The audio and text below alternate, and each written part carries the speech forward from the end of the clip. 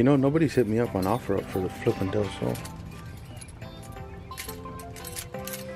What happened to the key? Don't you hate when that happens? Maybe I should lower the price.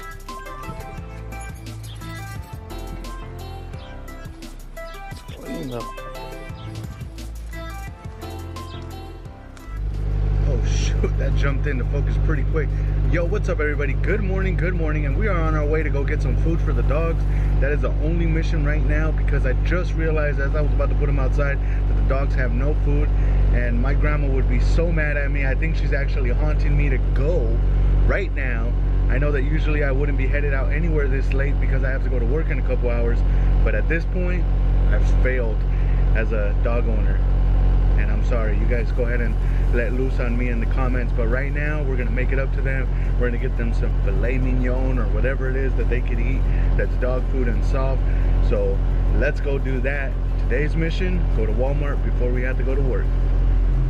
Look at the Del Sol, so clean. Look at the sky.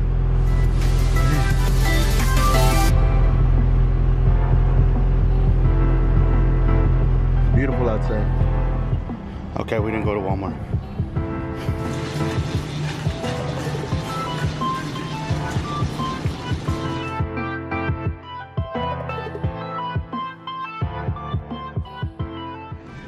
Okay, we promised them filet mignon. Think this is what Alex usually gets them down there.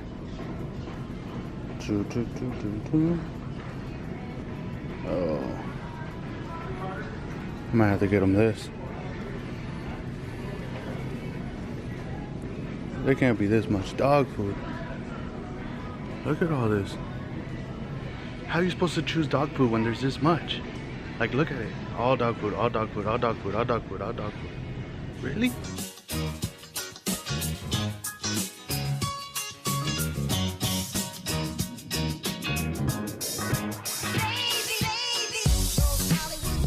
Fast forward to an easier time. The time was 1990 and Vicente was 4 years old, and yada yada yada yada yada yada. We are now in 2018 and I'm on my way to work. I know that today is actually a whole new month for me. It's actually it would be technically the 7th, the 6th of the month.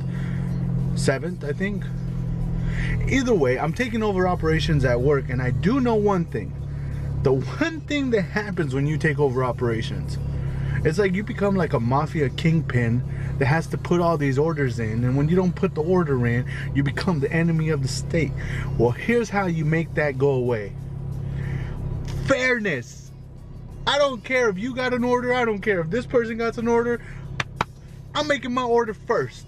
So let's go ahead and go to work. Have a great day, and I don't care about anything except the fact that the people that I work for, the people that work for me, I absolutely love to be there. So I'm gonna go ahead and do that job well, do that job to the best of my ability with all the things that they have taught me, and I'm gonna learn everything that I can because that's what I do. And then I'm gonna teach you how to be a great operational leader. Oh man. What up everybody? Good evening, and I just got off of work. It is officially 2:05 in the morning and I have to be to work. I have to be back at work at 10 a.m. That should be pretty easy since I don't have Vicente. Usually when I have Vicente, it's more difficult because I get home, I change, I shower, I wake up earlier, probably at least 2 hours earlier than I normally would. Yeah, about 2 hours earlier than I normally would. I have to get Vicente up, go ahead and get him dressed, feed him, and then take him with his mom, then go to work, all the way from having dropped him off at her house.